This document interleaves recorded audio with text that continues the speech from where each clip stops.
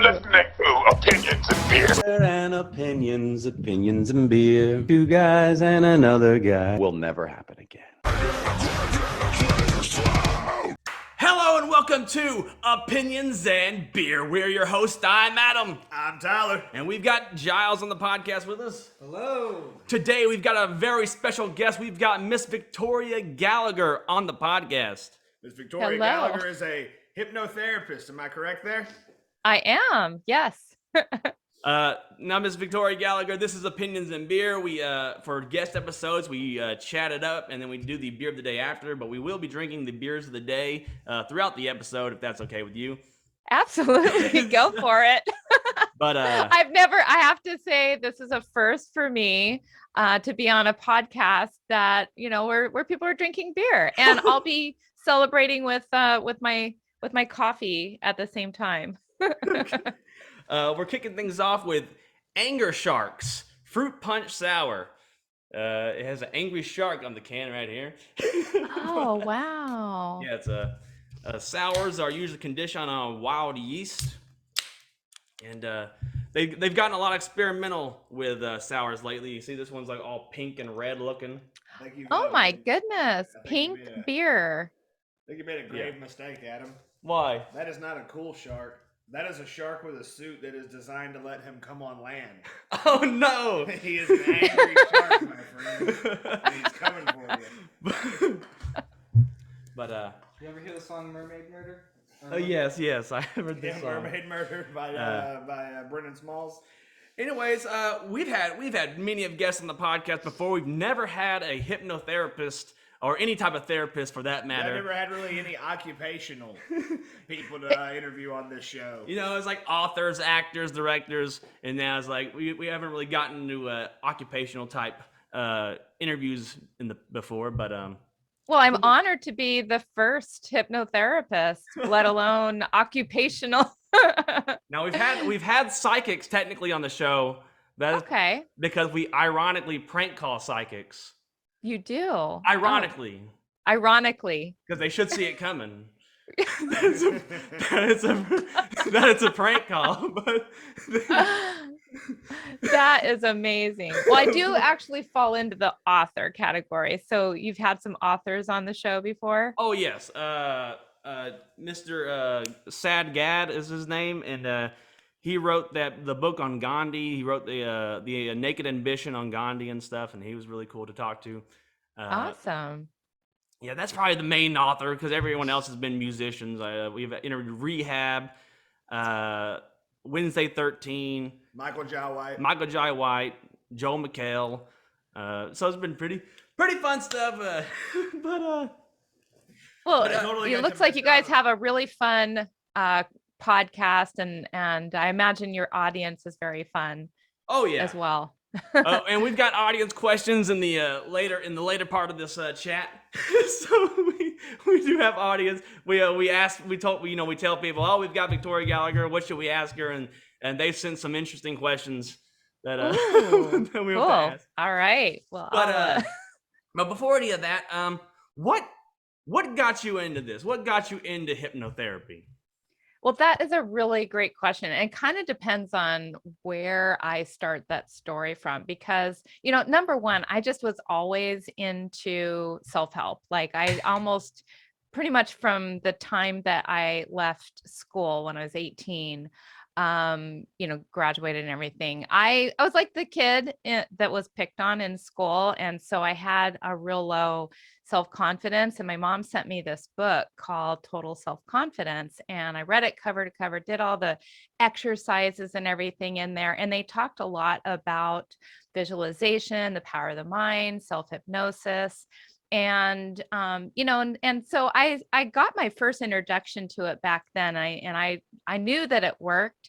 And then I just kind of fell, into the whole corporate arena and I eventually became a stockbroker. And, after, about 6 years or so of doing that, I started really getting burnt out. So I went to a seminar, and during the seminar, it was all, about looking at yourself inwardly. And I, kind of started getting reacquainted with the whole meditation hypnosis thing. And I just kind of decided, I just made this 180 degree change. And in that seminar, I just decided that I wanted to help other people, whoever, find their purpose, overcome any kind of anxiety or stress or any kind of challenges that they were, that they were struggling with. And I stumbled upon a hypnotherapy certification course out of just kind of doing my little search on like, well, how can I help people like this? And immediately I just fell in love with the whole idea of hypnotherapy and becoming a hypnotherapist. This was back in 1999 when, not a lot of people were doing that.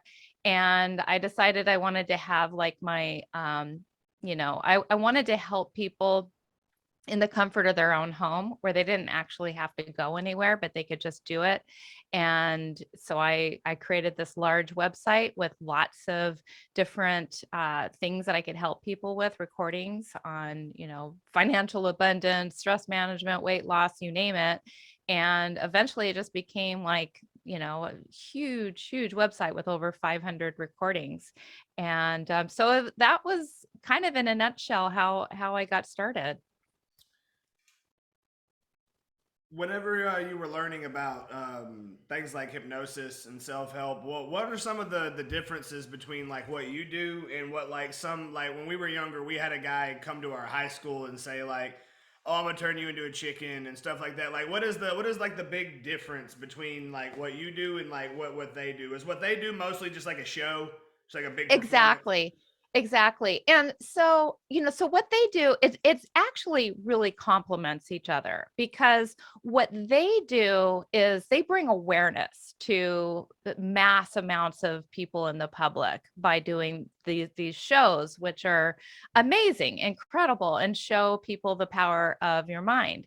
But the intention is for pure entertainment. It's not the intention of the show isn't really to fix anyone or to, not that we fix people, but it isn't really for, a transformation. It's really just there to kind of show people the incredible power of your mind and show people what can happen when you're able to like really tap into your imagination.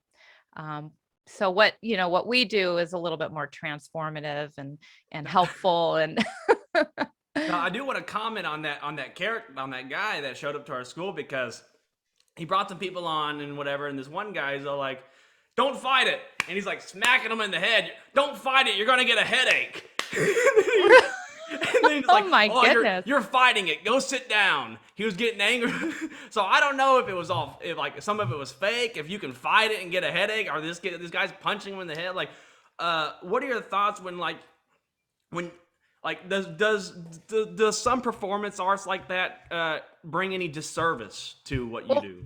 Well, first of all, yes and no. It can absolutely do a disservice, especially something like that.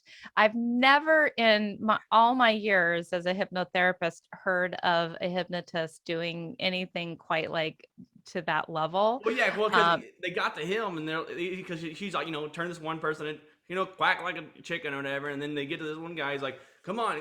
And he's like trying to do that or whatever to make them like go out or something, but he's not doing anything. He's like, no, you're fighting it. You're fighting it. You're going to get a headache if you fight it. You're going to get a headache. It's like you're punching him in the head. That's why he's going to get a headache. But I'll give it to That's extremely irresponsible. That I would say that guy definitely needs to have his own head examined, because You're right, though, Adam. The girl at the beginning definitely did quack like a chicken. I'm sorry. So it can. So for that very reason, when people see things like that and they think that's probably one of the number one things that we get asked when people come to us for serious hypnosis is like, are you going to make me, quack like a duck or bark like a dog or, that kind of thing. And, the truth, the truth is it does kind of give us a little bit of like, people people are a little skeptical because of what they see. And it's really like, on the one hand, it shows the power, like people are really drawn in and they say, wow, if that person could do that, just think about what I could do. But on the other hand, it does make people a little bit skeptical. So, just to address the whole stage hypnosis thing, usually, people volunteer, number one, to go on stage.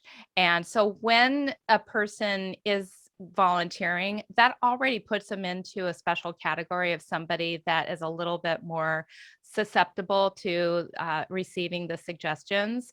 Then you'll notice that what will happen is the stage hypnotist, usually if he gets a big enough group, she gets a big enough group, then he'll go through a process with them that he can visually see if this person is accepting the suggestions. Like usually it's something where, they'll do the bucket of sand in one hand and the helium balloons in the other hand, and you can like literally see like the sand pail is getting heavier, and you can literally see that people are doing this little motion on stage. And so people that are not responding to that, they get dismissed. And they get dismissed not because they're unable to be hypnotized, but maybe they need a little bit more, coaching. They need a little bit more time to get into trance.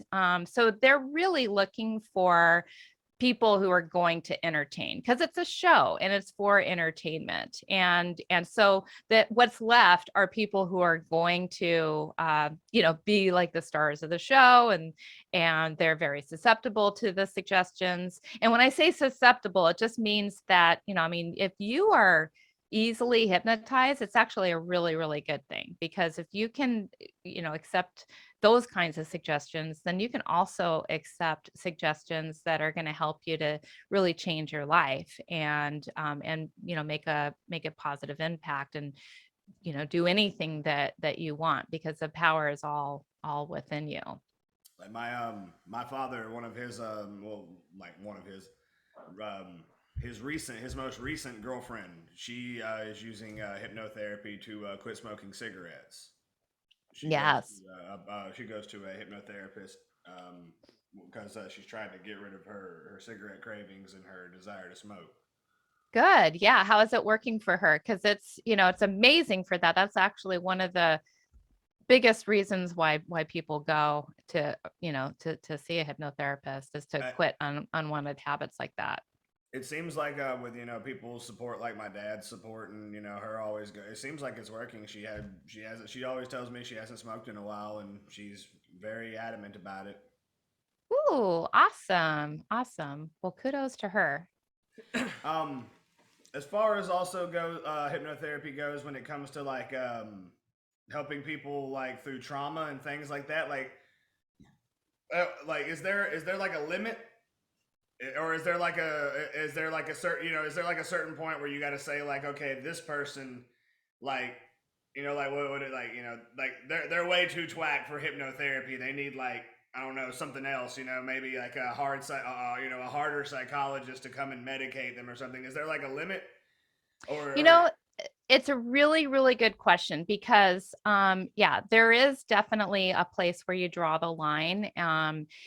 Now that being said, hypnosis does work for people who have gone through trauma, but when it gets into the psychiatric, where somebody literally has been diagnosed with any kind of psychiatric disorders, typically we're not able to diagnose or treat any kind of mental illness. So when it gets into the mental illness, that's where we, responsibly need to refer somebody out to more like a doctor, because we're not doctors. What we do is we really kind of reroute the neural pathways in the brain and help people to change habits or change old, help them to have a better relationship with old memories and things like that from the past. So if we can do that for somebody who's experienced trauma, we absolutely can. But when it gets into mental illnesses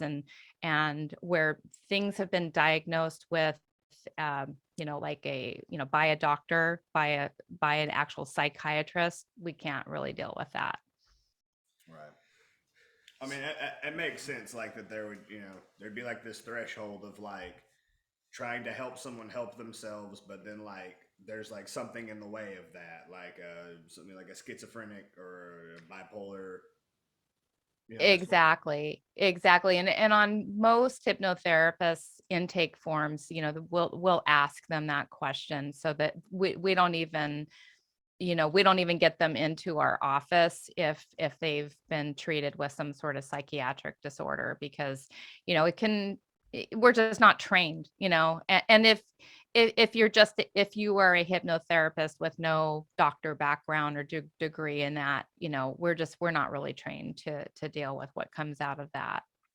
How effective have you found hypnotherapy to be? And is there any cases of like an overnight sensation type of thing, or do people have to continuously come and get hypnotized and to change their mindset? Like how does all that work? So typically I have found hypnotherapy to be anywhere from like 80-90% effective.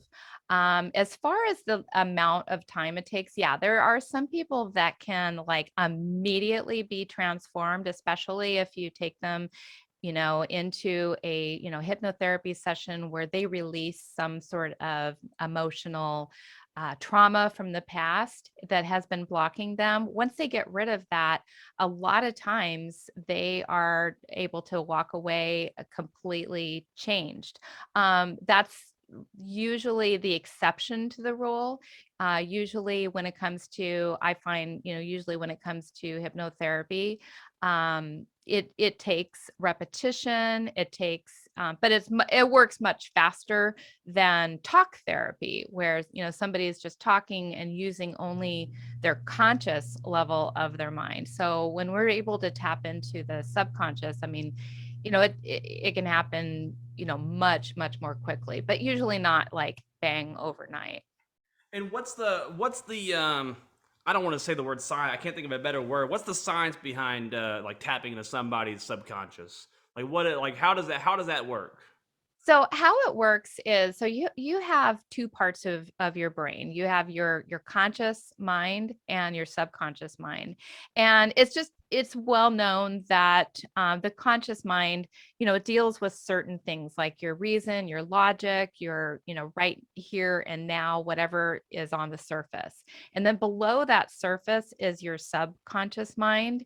And your subconscious mind is ultimately what controls everything else, your creativity, your intuition, your memory, your long-term memories. Every single thing that you've ever experienced in your life is stored there. All of your emotions, all of the like non-logical things that are not on the surface, everything that's below the surface is there.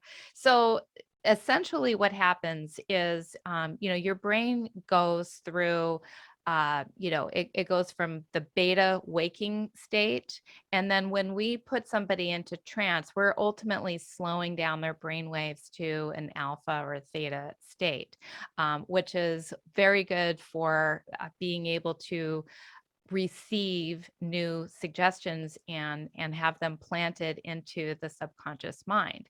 And so a lot of it really just kind of has to do with the relationship between the various different brainwave states.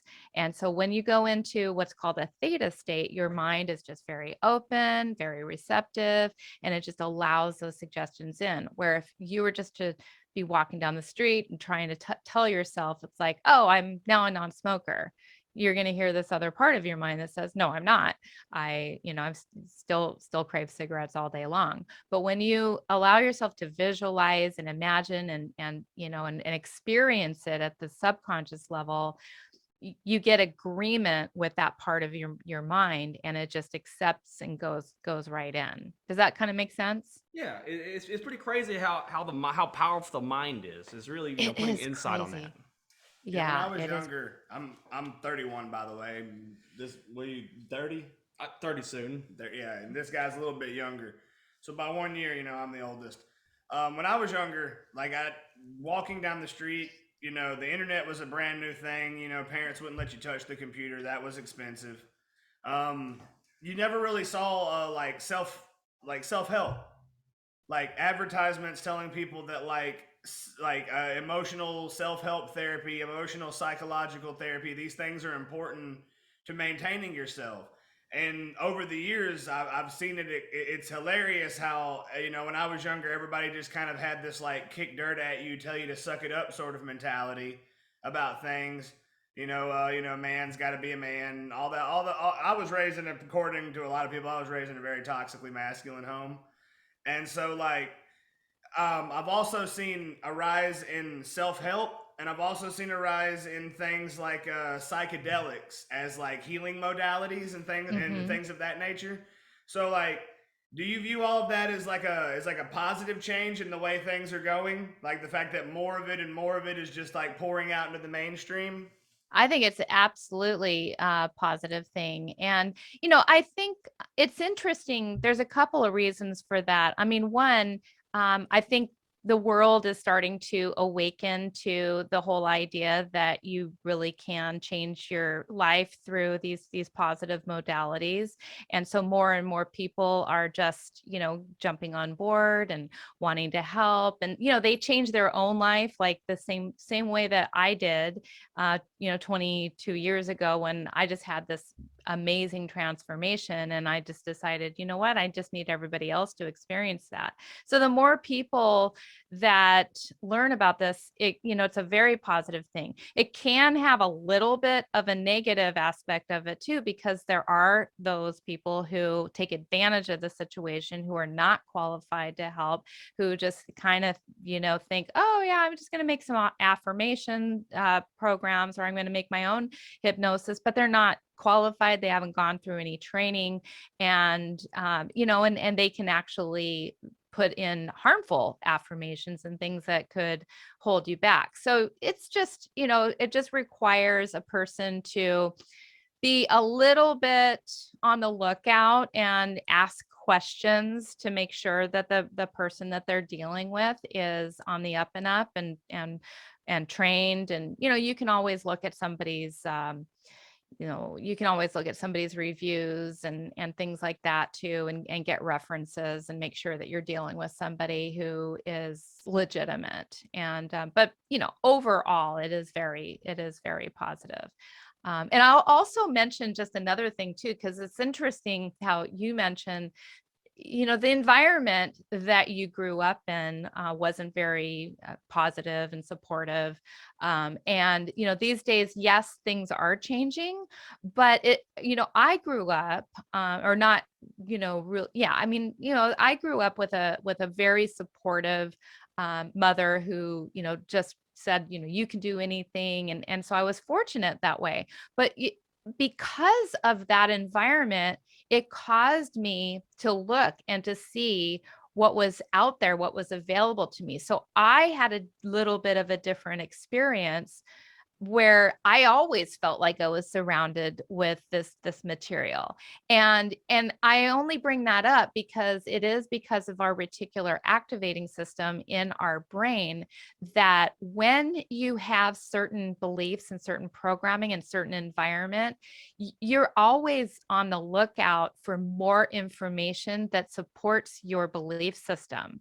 And so, before you were even aware that all this stuff was already existed, you had a belief system that, things were not that way. And as soon as you noticed that, oh, wow, there's this whole world out there of personal development and self-help, now your brain is trained to look for more of the same. So it's just interesting, because the environment that we grow up in really does point us in and lead us down this path.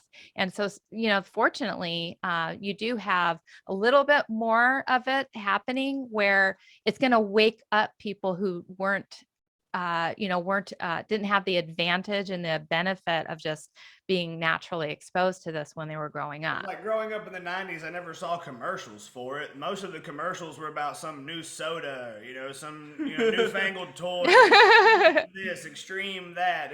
You never saw like I just the other day I saw a commercial for an application that's about sleep meditation to help you Was sleep. it, yeah, probably Calm or Headspace or Yeah, something like yeah, that? Headspace. That was the one. Yeah. That was on YouTube. It was Headspace. So like just seeing commercials for it even like impresses me in that sense that it's like, you know, it's not some new energy drink or you know. That does have me kind of curious. What do you think hypnotherapy provides that meditation can't? So the way that I distinguish between meditation and hypnotherapy is with hypnotherapy, there's a little bit more of like a intention and a formal induction to go into trance, and then suggestions are implanted at the deep level of mind. With meditation, and it just really kind of, there's so many different styles of meditation out there that sometimes a lot of the meditations out there, these guided meditations, when you hear guided meditation and it's followed with, some sort of a formal induction, well, it really is actually the same thing as self-hypnosis. They're just calling it meditation, I think, because people just have this predisposed idea about what hypnosis is, but it's almost the same thing as meditation, the way that a lot of these apps are doing it this way. It's like they hear the Meditation. word. Oh, sorry. It's Go like ahead. they hear the word hypnosis and they think like sham, but then they hear the word meditation and they think like, oh, that's Zen. That's Well, I I've can Exactly. meditate. I've actually started to hear mindfulness. It's called mindfulness now, and Yeah. I know because we were listening to on your app that you have to one of the things, and they were going what's it called, hypno. I have it right here. Hypno talk. Hypno. What's your app name? So it's actually called Hypno Cloud. Hypno Cloud. There we go. Yeah. I literally haven't down. I've been listening to it too. Oh, But, thank you. Oh, thanks. but my Thanks wife for. pointed out that we were listening to something like, hey, that's like the same exact words that my therapist used for mindfulness.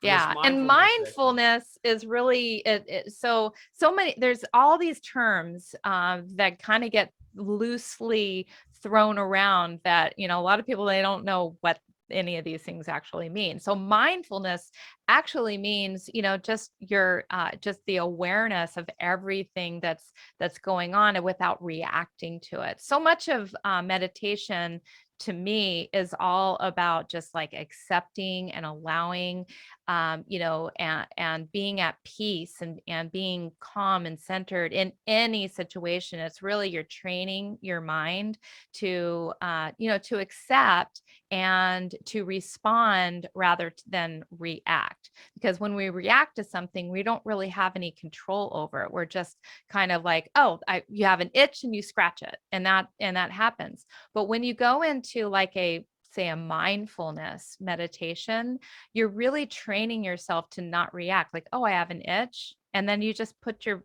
mind on it, and the itch kind of magically goes away because you're just noticing that everything changes. Nothing is permanent. And so when you go into meditation just for the purpose of practicing mindfulness, you're strengthening your mind, because everything ultimately begins with the mind. So if your mind is just darting all over the place, which it does, which everybody, we think 50,000 to 70,000 thoughts in a given day. So we're just constantly exposed to, data all the time. And if we can train ourselves to think about things a little bit, before somebody cuts you, when somebody cuts you off in traffic, rather than just automatically reacting by giving them the finger, which we all want to do. If you just allow yourself to say, that was interesting. And that's and then you're gonna have a better day. I think everybody at the like everybody feels somewhat bad. They may not admit it, but you feel bad when you've reacted. And it's like, well, that's about them. It's not about me. I mean, that's their bad driving skills, and so being mindful is going to help you just to deal with all of life stressors, because we're all going to have them. And if we can navigate through all these crazy times in a peaceful, calm, mindful way rather than a reactive way, then we're just going to be able to get through life much, much easier, much less stressful, and feel happy and peaceful, which is what we all want. We all ultimately want to feel, peaceful. That's why people take drugs. That's why people do anything, that's why we drink beer and wine and coffee, because we think it's going to make us feel a certain way. I've been to therapy a whole bunch in my life, and if there's one thing that really like has always annoyed me is somebody who fakes having mental illness in order to get attention, because I've always told like, well, I've even met people who fake it to the point of paying for therapy sessions for themselves, and I feel like in my head like, you just took up an hour that somebody else who really needed it could have because you wanted attention. Do people in your occupation have to watch out for fakers as well? There are people who come just for the attention, just for the connection. Well, first of all, it kind of depends. I mean, that doesn't happen as much in my industry because we all charge money for what we do. And so Thank you. I was going to bring that up too, because I've talked to a therapist and he told me that was his exact opinion. If they want to pay the money, let them, yeah, that was his opinion on it. exactly. And, the thing is that money motivates people to change. I mean, that is one, so if somebody's going to just, pay a small amount of money to come in and not get anything accomplished, then that's sort of between them and that therapist. But I don't really find that too often. I do find sometimes, people just, they'll start a long email conversation back and forth because they need that attention. And usually at some point you just kind of have to get people to like, okay, this is the next step in this process. And your next step would be to, go through, setting up an appointment. And, because I offer, we all offer plenty of free things. I mean, I have hundreds and hundreds of YouTube videos and TikTok videos and helpful podcasts, and there's the help is actually all available these days. Like anything you need, you can read it in a book, you can watch it on YouTube, you can listen to it on a podcast, you can download free information. But what you pay a professional to do when you come in and you pay a professional is for them to organize it and tailor it to your very specific needs, because all of the stuff that's out there that's for free, it's general. And so when you come and you actually have an appointment with somebody, they're able to look at you objectively. They're able to hold up a mirror and they're able to, help you to navigate through things that you just have blind spots about and you can't necessarily see that's going on with you, and, and help ask you the right questions and take you deeper. And quite frankly, it's much easier just to find these things through somebody else being able to help organize and structure it all for you. That was one of my biggest pet peeves growing up. Was there's tons of kids that do it. I mean, it's not really that they're like bad people for doing it, but faking mental illness for attention has always just been one of my pet peeves, because ever since the age of 12, I've been in and out of therapy. I've had psychologists, I've had doctors. It's not fun. No, it's definitely not. I can't really speak to that because I don't really get I don't really get a lot of people who who do that. But I can understand how that, that definitely would be very annoying, that they're taking up valuable time, valuable space. And, it's just another form of, people feeling entitled to something, and, and needing attention, and they didn't get the attention that they needed when they were growing up. And so this is how they have learned, that's how they've learned to cope. That's their coping mechanism. Now, we mentioned the app earlier. I guess I kind of have two questions, perhaps, but I guess what was your mindset of going into the app world, as well as what's the difference between doing the sessions through the app compared to being in person? Like, is it as helpful? Do you find it differentiate? Blah, blah. You know what I'm saying? So my thinking, it was really, there wasn't like, honestly, I'm kind of one of those people that I just, once I get an idea in my head, I just want to do it. And I had so much content, and honestly, it did take a little bit of contemplation, because, all this content on my website, I sell for like $29 a pop, or, sometimes, there are hundreds of dollars if there's a whole bunch of sessions that you get that are all related. And so, I did have to go through a little bit like, oh my God, I'm offering my whole library to people for $10 a month. I mean, that's like a huge difference in price. And, am I going to lose? It was a little bit of like, but I wanted to do it because I really wanted to make it, that much more accessible to pretty much anybody. I mean, anybody, and you're lying to yourself if you can't afford a $10 a month subscription, because like literally the app could change your whole relationship with money. If you listen to, because I primarily focus on abundance and helping people to grow their abundance mindset. So like, you put the investment of $10 a month into this app, and you listen, and, you're going to be able to find new ways to produce the kind of money that would support having apps like this, and much more.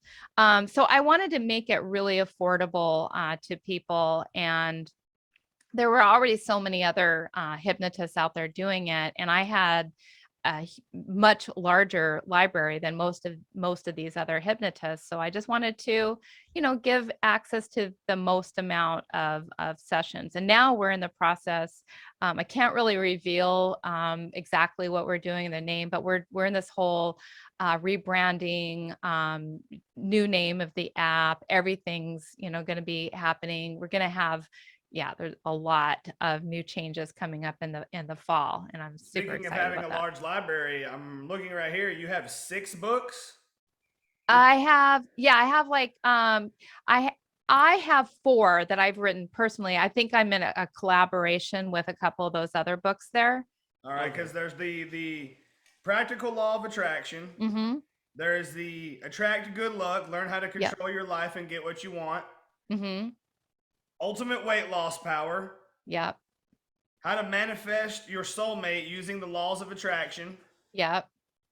Unscripted, how entrepreneurs leap and find success. Yes, that's the one I'm in the collaboration book. That's yeah.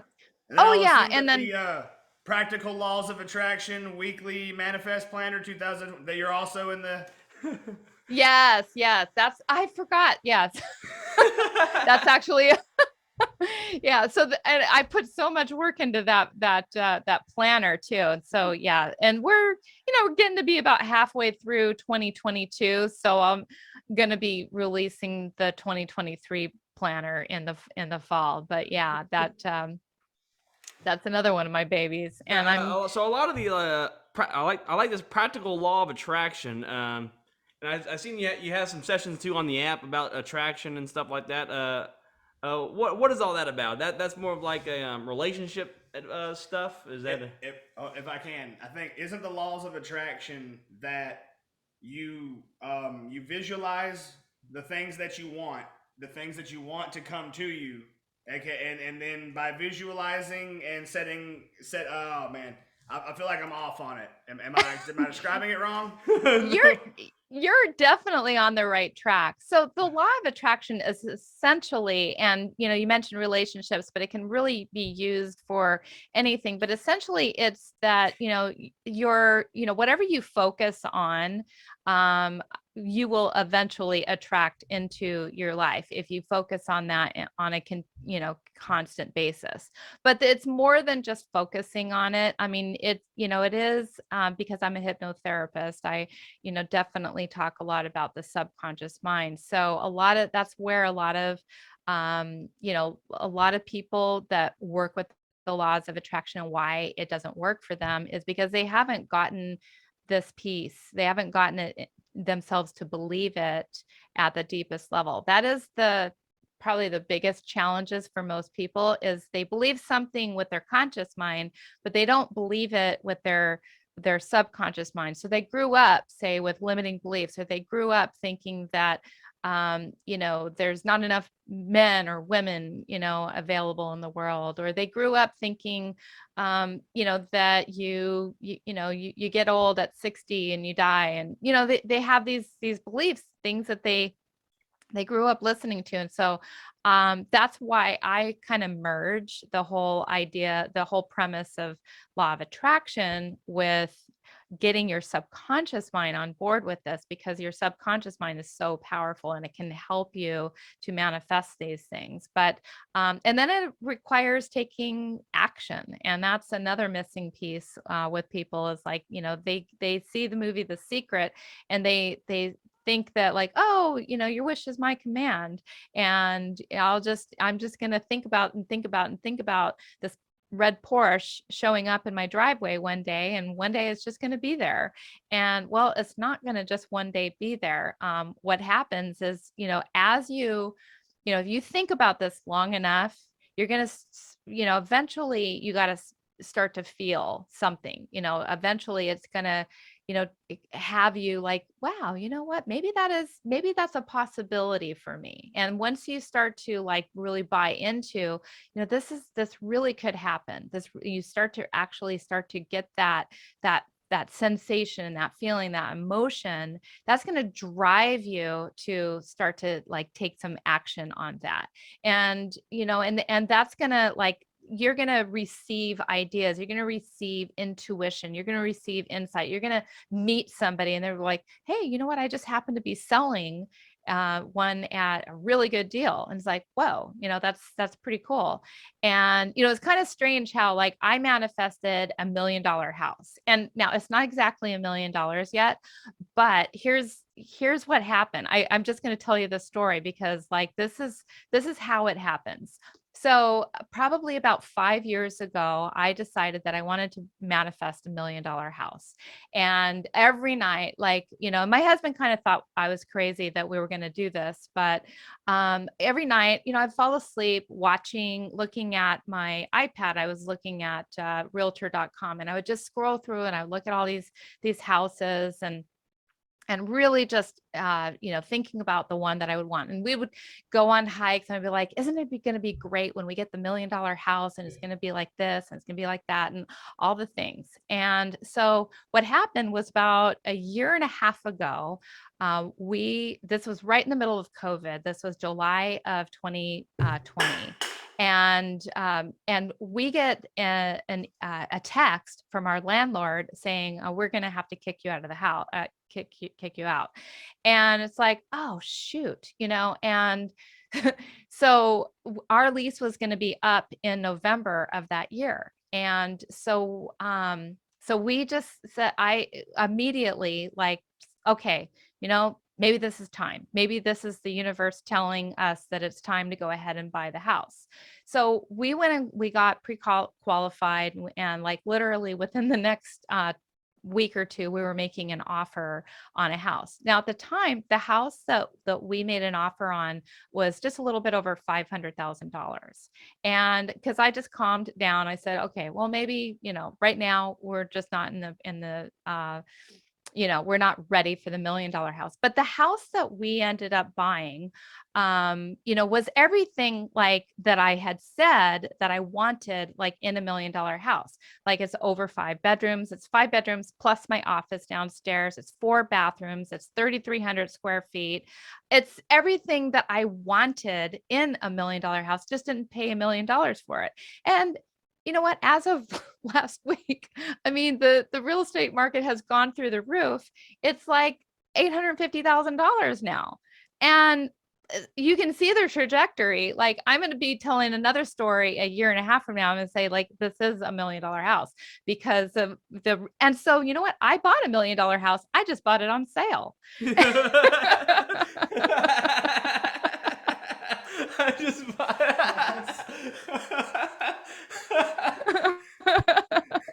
So you never know how the universe is going to, but you can see all the steps that I went through. I thought about it. I got excited about it. I got, something kind of happened out of the blue that we weren't expecting. And I took that as a sign from the universe that like, you know what, it's time. I took action on it.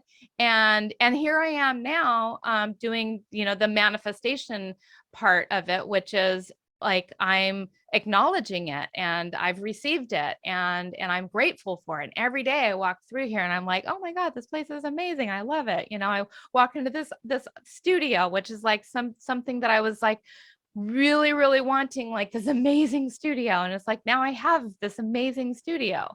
And I walk in here and it's like this cute little chandelier and all these, it's just like so cool in here.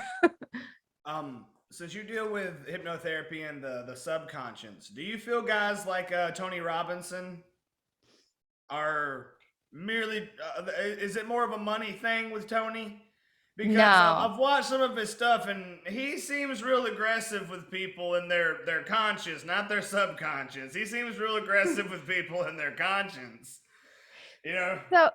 So I've never seen Tony Robbins in person, live and in person, or that kind of thing. I mean, so he uses another modality called NLP, neuro linguistic programming, and he just they both really work on the wiring and the subconscious mind, the same way that hypnosis does. That just works. It's actually more like conversational hypnosis. It's like a waking hypnosis. The way that he speaks to somebody, it actually gets through because he's really learned the art of communication. And when I say communication, it's really understanding really quickly how somebody needs to receive information, like understanding the language that they speak, because we all speak these hidden languages that nobody really understands unless you study this stuff. And so he understands how a person needs to hear something in order for it to get in. And he's just, I understand NLP myself, but like my brain is just not necessarily quick on my feet to like really pick up all of those little nuances and speak to that. Like he does this day in, day out. And that's why he's like, about a year or two ago, I listened. I think it literally the name of the speech. I think literally the name of the speech is called Bullshit. But it's Tony Robinson, and he was going around the room asking people like, what is it that you want? And like one guy says like, oh, I want to get in better shape, and Tony Robinson says like, well, why don't you get in better shape? And the guy says, well, I don't have time, and immediately Tony says like, bullshit. You got 30 minutes, right? You got an hour, you got however much time you've got. And I noticed like, yeah, he's just seemed like, is that what that is? Is that whole like learning how to speak and like delivering information in a way that people need to hear it? Is that what that's part of that? It's a little bit of like a calling somebody out on the things that they tell themselves that are excuses. And so that's not like my style, but his style does. It's like a shock to the system because most people, like nobody ever really tells them the truth in such a direct and profound way. And so I kind of look at that as almost like a special gift, because it's like, when you hear somebody calling you out on your shit, it's kind of like, whoa, you know what? You're right. I mean, we all do have 24 hours in the day, right? Every single one of us. No one gets 25. No one gets cheated out of an hour. We all do have 24 hours in a day. So if you're telling me that you want to make a change in your life, but you're telling me at the same time you don't have time, it's not that you don't have time. It really is not. It's that you won't make the time. That something else is a priority. Something else, you've gotten out of alignment somewhere along the path. You've made something else your priority. You did not sit there and plan out your life in such a way that is directing you toward what you say that you want. And so I agree with that. I actually do. I do agree with that. I think he can be, a little bit off-putting, a little bit hard sometimes, but So for you're the gonna most grab him by part, the head most people, sometimes. most people, I mean, if they're in that audience, they're paying to be there, and they're paying to kind of be spanked a little bit on their limiting beliefs. And so I kind of agree with that. Yeah. It's good. Okay. Thank you. That was absolutely. Um, what are like the top 5 reasons that people come to hypnotherapy? Oh my goodness. So I would say like the top number one reason people come, and not necessarily see me because I have kind of a niche that I tend to target, but I would say the number one thing is anxiety. That definitely gets people. I mean, if you are feeling that angst and that worry and that fear and that all that, it's like that's generally going to motivate somebody to, call a hypnotherapist so that they can get themselves to feel that calm, peaceful, relaxed state. The next reason I would say is to change some sort of a habit, like quitting smoking or going, losing weight, or, that kind of thing. And then I would say, the next is like some sort of a personal empowerment reason. So they want to succeed somewhere in their business. They just know that there's something inside of them that can do better. So they need to, come for some sort of a personal, personal empowerment. And maybe another, probably number 4 would be like just dealing with the past, overcoming some sort of issue maybe that they've had in the past that is like blocking them. So those would be, I would say, like the top 4 reasons, and then the rest of them. I mean, like it's really unlimited the amount of things. Is there anything that hypnotherapy can't? I guess you might have asked that question already. Yeah, I think we covered that. The bipolar thing. I was gonna say, is there any time that you've had to dismiss somebody? Oh, I have not actually had to dismiss anyone. The only time, I mean, like way back in the day, before I like really just went out on a limb and made this whole manifesting and law of attraction thing my niche. And so that's who I tend to attract, the entrepreneurs who are trying to, figure out how to do that full time rather than just part time, side gig type of thing. So that's my niche now. But way back in the day when I just didn't have any kind of, like, I would just see anybody, sometimes like people would come to me for, like sexual kind of stuff, and it would just get a little bit Too much? little too much. And I've seen that video. Yeah, we all have the internet, man. Come on. That's a whole subsection. Yeah, it's like I That's a know whole this is subsection. this is not what I want to deal with. Oh God, Jesus Christ. Yeah. Anyway, Probably got good money. oh my goodness. What? I always thought I had a pretty voice for the telephone. Oh my goodness. Do you have a major success story that you like to brag about? Oh, that is, gosh. I mean, there's so many like little like testimonials that I get all the time from people about like how they were able to, find their soulmate and marry their soulmate. I think that's like one of the biggest things that I get often is, people will write me and tell me about that. You ever Or get the classic movie? You ever get the classic Hollywood movie? Somebody saying like, "Doc, you're a genius." well, a lot of times, yeah, people, will say they'll send me emails and tell me like that you're what is a miracle worker. I've had people call me a miracle worker, which it's not me that's doing it. It's the person in the chair that's actually doing the work. Because anybody can make a change, and I just kind of help guide them to, being able to find the resources inside because it's all inside of you. I mean, we all have we're born super self-confident, right? But other people crush that spirit along the way. And so we just have to get rid of all those critical voices that crush the spirit. And the spirit's always been there. Yeah. I didn't know if you had somebody who's like, yeah, they came to hypnotherapy for 5 years, and we got through to them. Finally, we changed them. I do have a person right now that's been seeing me for a while on some social anxiety issues. And, and we're, it's been a little bit of a, it's been a little bit of a work, but we're so close. We're so close.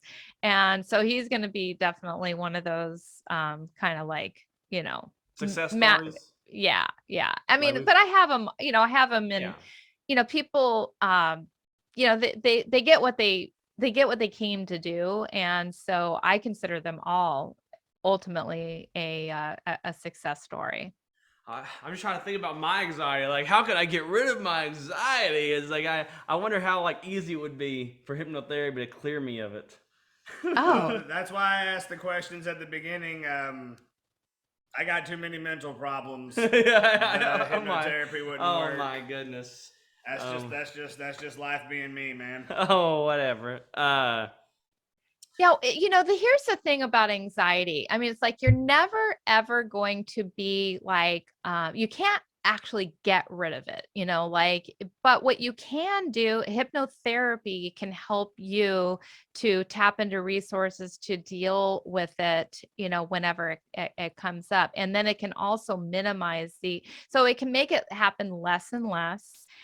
You will learn how to, how to deal with those old triggers that used to make you anxious and learn what those are, because we all have like triggers that can to bring it on. And when here's like the key thing, when that you can control it and you can manage it and you can calm it down, then it tends to like not bother you as much, because when people feel anxiety, they feel like they're completely out of control and they can't do anything about it. And sometimes people actually feel like, they could die, and they feel helpless. And so when you learn to, to change your relationship with the anxiety, then it just becomes something that's much, much more manageable. And then it happens less frequent. But it's not something that you can't you can't wave your magic wand and just like make it go away forever.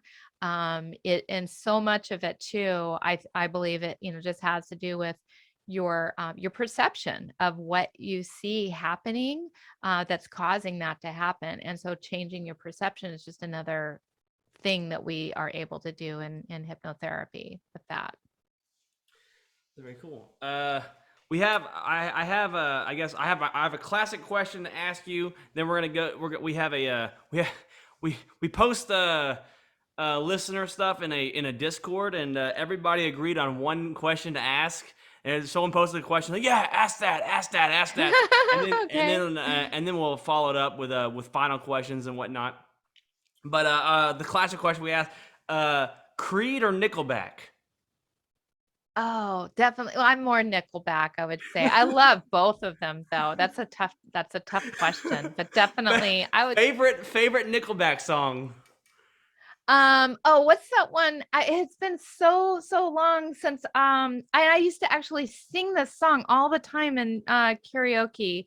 I'm literally give me a couple of songs by Nickelback. How You Remind Me, Photograph. Bad, Hero. Say Hero. Oh yeah, they did do Oh, Hero. Rockstar. They do Rockstar. Rockstar. They do. Oh, it was that one. Never It was. again.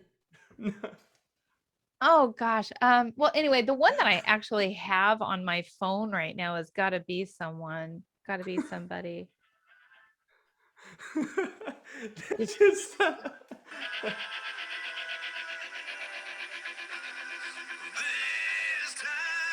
Oh yeah, that's Nobody Knows. Yeah, it's called Gotta Be Somebody. They gotta be somebody. Yeah. That's the one that's on my phone. It's not the one I used to sing all the time at karaoke, but Now the question our listeners want to ask you. We apologize beforehand. Our listeners are a bunch of I beer can tell drinking this is gonna be a degenerates like doozy. us. Do your powers work on animals? Oh, you know what? I have 3 cats, and I would definitely say they do. And you can, but it's different. You know, it's like it's you hypnotize people or things or animals in different ways. So I can hypnotize my cat just by petting him in a very specific way, or like I know that he'll go into trance if I start doing this under his neck. I can create the state, and that's ultimately what hypnosis is creating the state that you want at will. And You so can ask the guy in the hat.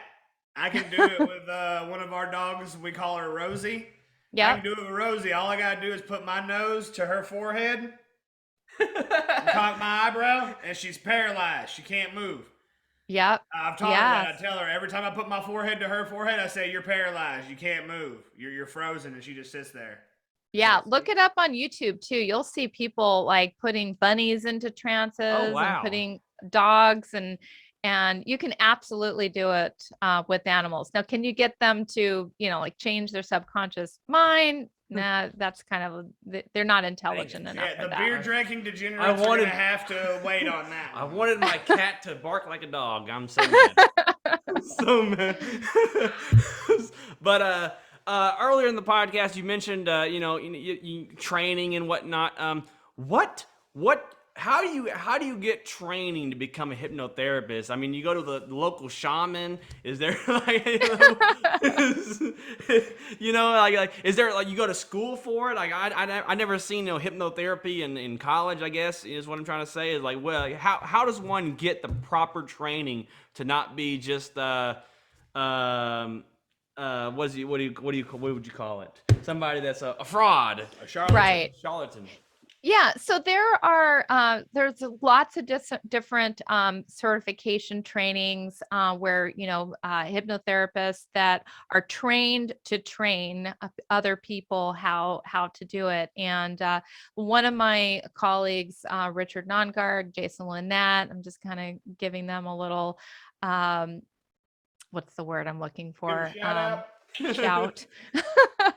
But yeah, there's lots of schools that you can find online, that you can go to in person or these days virtually, and get yourself properly trained as a hypnotherapist.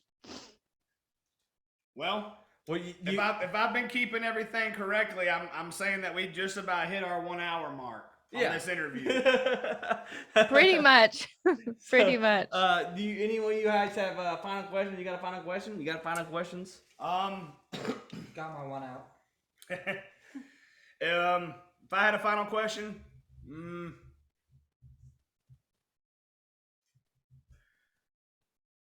are you worried that one day there will be too many hypnotherapists, motivational speakers? You know, are you worried that one day it's going to become, what's the term? The market's going to be Oversaturated. Oversaturated. Are you worried about oversaturation in the future?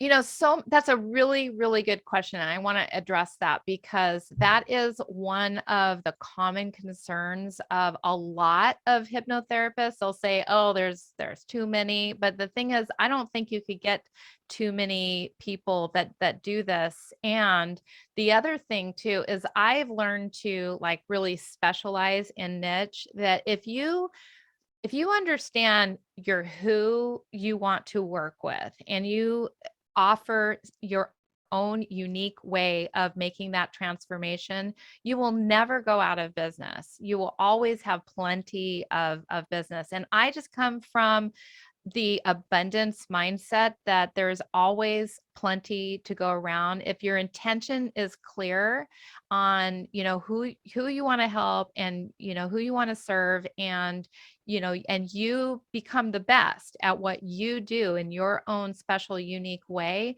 No one does exactly what I do. Nobody has my voice. Nobody writes my exact scripts.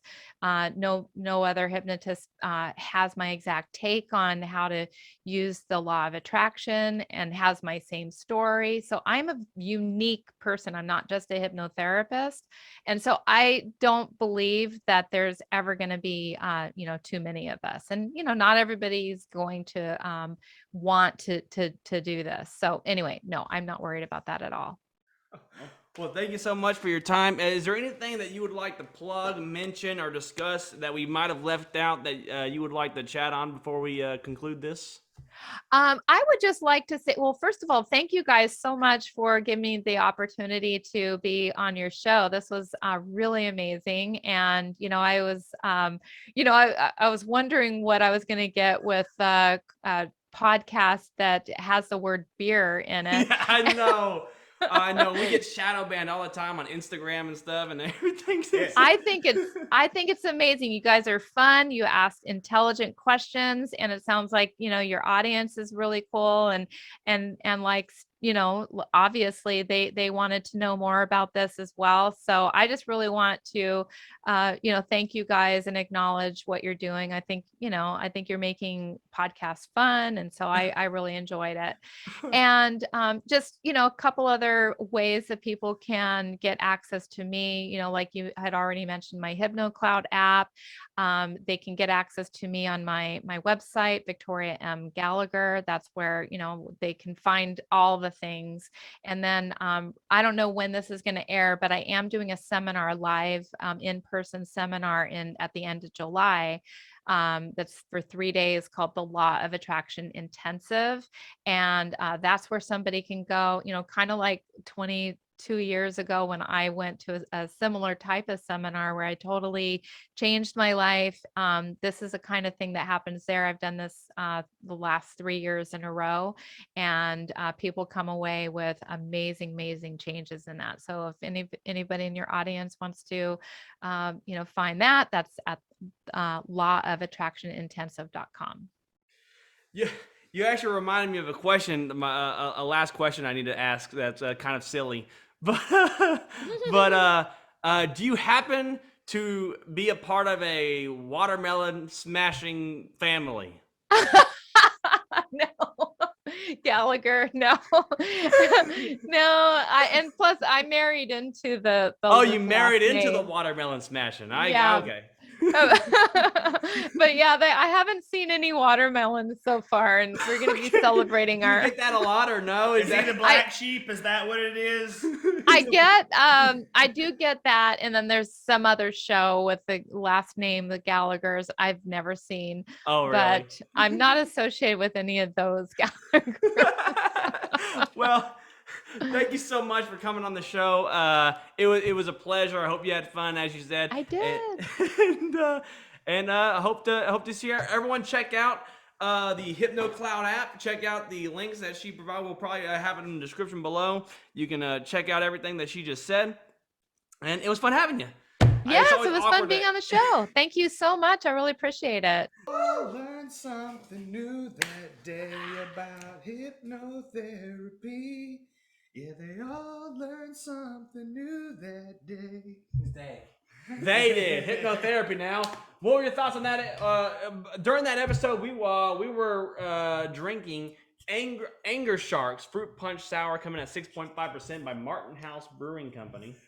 This is made in Texas by Texans. What were your thoughts on this beer that we were drinking during the episode? I'm gonna say it was tangy, it was sweet, it was sour. Very good. Very good. Not so fruit punch, but very good beer. It had fruit in it. Fruit punch when it was cold. I will say when it warmed throughout up. the interview, it warmed up and it just became like sour. Which now I'm worried about. I brought this out. It's kind of warmed up, so let's hopefully it doesn't affect it much. I don't know. It'll probably still be good. Probably still be good.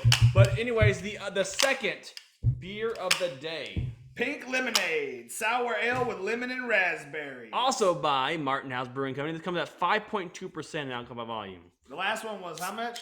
6. 6. So this is a little weaker. A little weaker, but bigger can.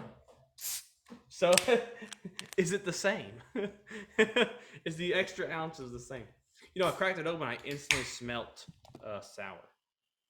I don't know if it's because it heated up or what, but instantly a sour Very smell. sour. It smells very sour. Tart. That's what it is. It smells tart. Tart and sour. Pink lemonade. So I guess we're looking for the pink. What makes pink lemonade pink? Not strawberries. The addition of berries. Is that what it is? Yeah, usually. I mean, Like what berries is lemonade's usually yellow, so Yeah. you know, red and yellow make orange, but I guess in the right mixture, it makes pink. Yeah. Well, that's what I'm trying to, because you know, I've always That's not pink though. pink. No, it's not. That's not pink at all.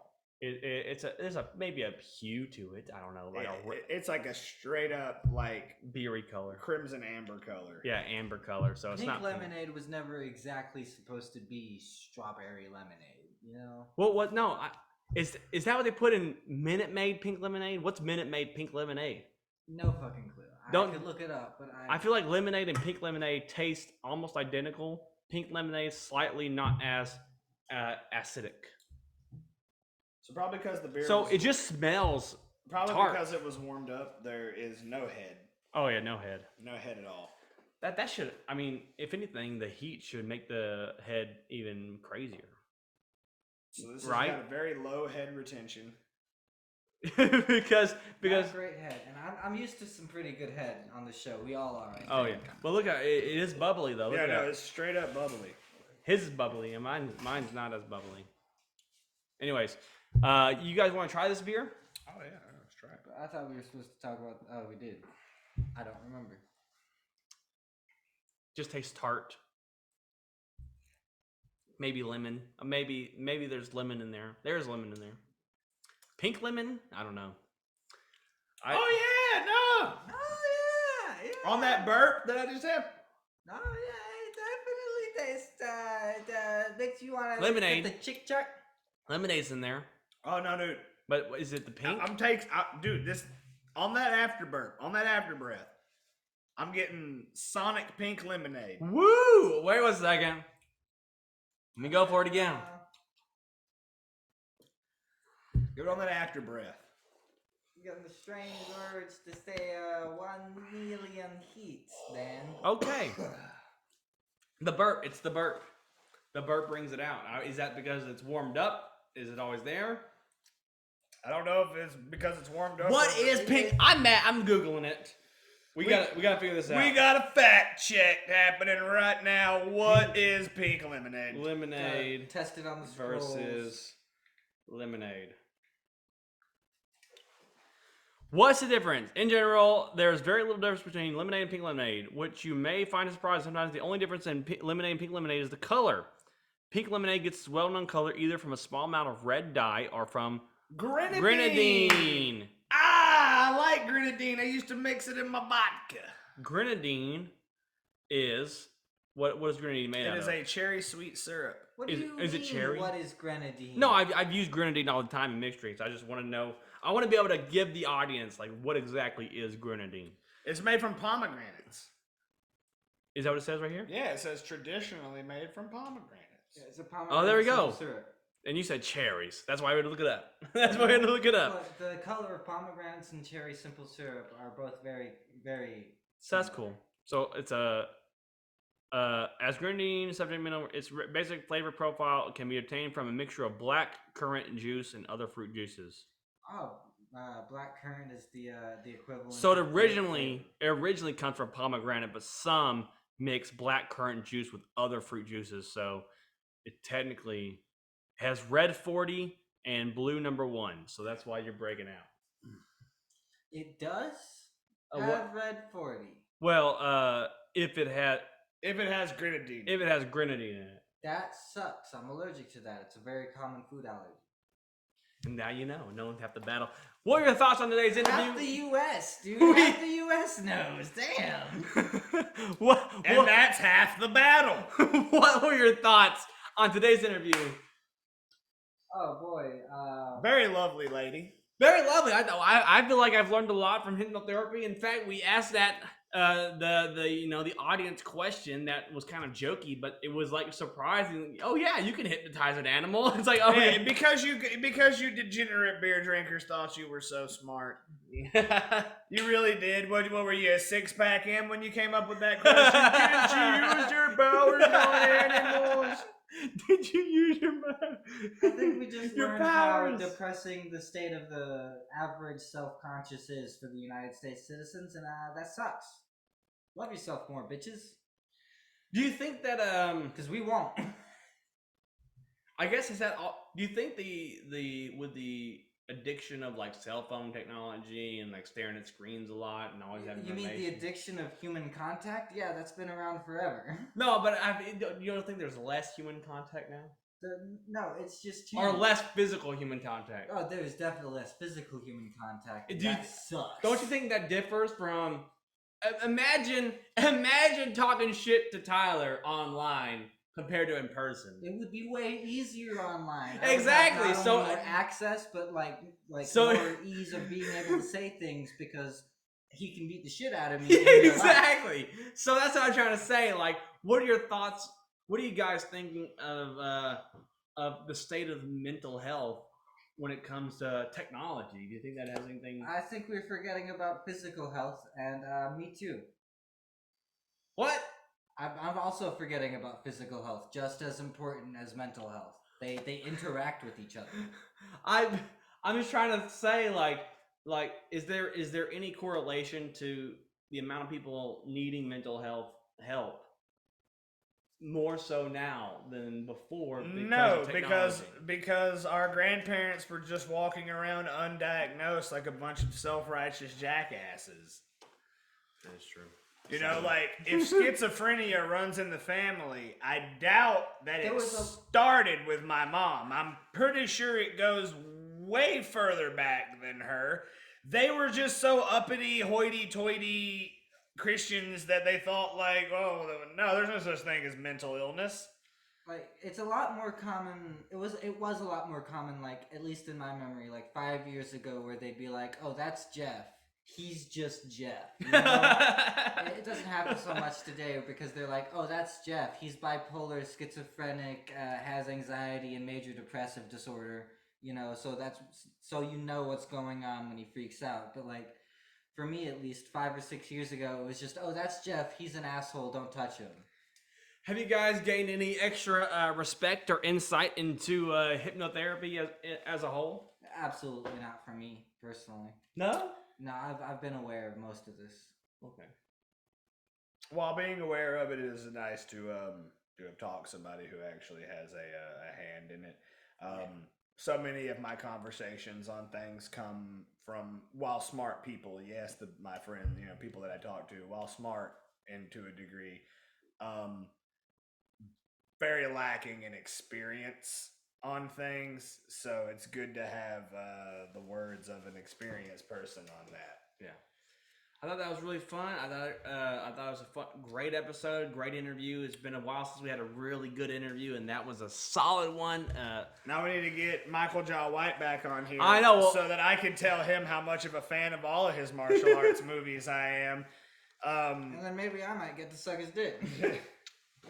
But I want to get him back. I haven't phoned him. We can probably get him back on. I want to get him back on for like a special episode. I think we're on episode 465 or something. Ah, damn! If I was only here like 45 episodes before. but I want to do like a crazy it'd be cool to get him on for a specialty episode again. And man, this beer's pretty good. I'm gonna say that this beer actually is really, really good. These two beers. I think the first one easier to drink. This one's a bit more tardy, but still good. Tardy to the party. Well, the first one is 6%, and it was like it had that sourness to it, but it was more fruity. This one is, because it's lemonade. It's lemon that's like already tart, so it's tart on tart, and so there's some tart on tart violence going on in this glass. And so it's the drinkability of it to me. Yeah. It's more sippy. Even though it's 5%, even though it's funny that the sour ingredients only take like 5% of the ingredient list up, but like 90% of the flavor profile up. What? That's a joke about racism. Oh my god! Oh my god! It went over Adam's head. Anyways, I guess let's get into rating. What would you rate these two beers? Oh shit! First one, I'm gonna say 7. I'm gonna give the first one a 6. Ooh, a 6. I'd give it a 7. I'd buy it again. I'd give it a 7. Yeah. The 6 isn't that bad. Second. The second one, I'm giving a 7. Higher. Higher. I would give this one. I gotta give it a 6. I give this one the 6. I like the aftertaste. Or maybe a 5. I don't like know. the aftertaste. I don't know if I'd buy this one again. It might be too pricey for like 5%. I feel like if it was colder, I'd be getting more of that pink. Oh, okay. More of that pink lemonade. It did warm up a bit. So this is actually really good to me. Like, for me. This is actually really good. Whose idea was it to put grenadine in lemonade? What the fuck? Jesus, probably. Probably Minute Maid. Probably Coke. Probably good. For the risk of being crucified by my own, denomination of people, I think it was white people. Who invented pink? It just sounds like such a white people invention. Henry E. Allott invented in 1912. Chicago native. The first, he says, it is a 1912 New York Times obituary. Henry. Can we get a picture of him? Yes. Can we get a picture of him? Because if we do, and he's a straight up white guy, I'm just gonna be like, yeah, straight up clown. He's a clown? A clown made it. A white guy and a straight up clown made pink lemonade. A straight up white clown. Old time circus clown. Could have been me. Look at that picture right there. Look at that. Oh, look at that face. No, go back to that picture, Adam. Go back to that. Too strong a chin for me. You know that clown has called somebody boy in his life. I'm just gonna fucking put that out there. You know for a fact that guy has called somebody boy, and in the worst way possible. Come here, boy.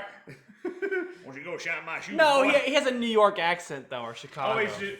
No, he has a Chicago like that are two totally different He's like that video racist Captain America is gonna be like, hey boy, why don't you go get me a Lucky Strike?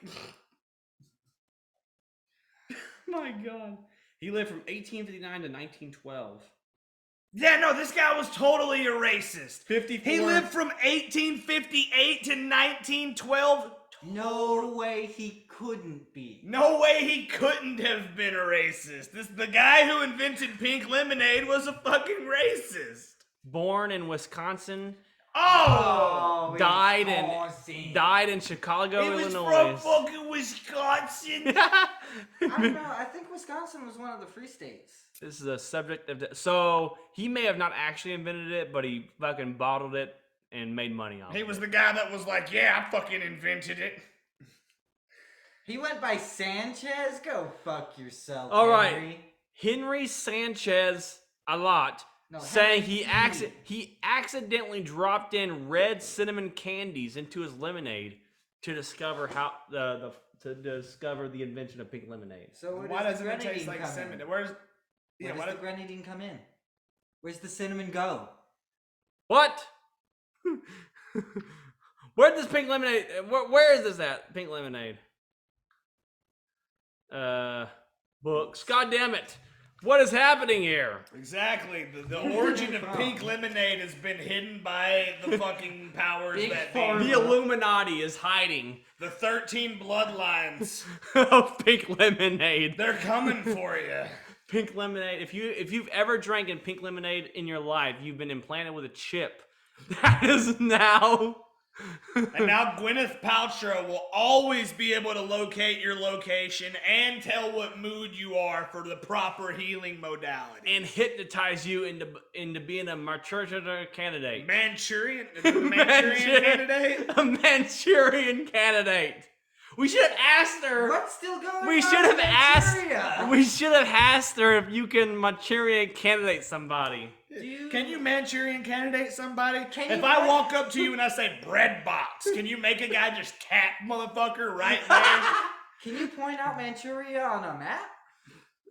You mean Manchuria, China? Yeah, Manchurian China? Can you point it out on a map? I can point out where Mandarin China and Cantonese China is. Anyways, Well, I mean, good for you, Tyler, but I'm asking the host of the show. Can you point? Hey, don't ask the white boy questions. we were talking about the history of pink lemonade, hypnotherapy. We had a great interview. Interesting beer, great beer, and everyone loves pink lemonade, I guess. Well, that's just your opinion. Just my opinion. And that's all we got here are Opinions and beer. We are a millions and billions to the prize.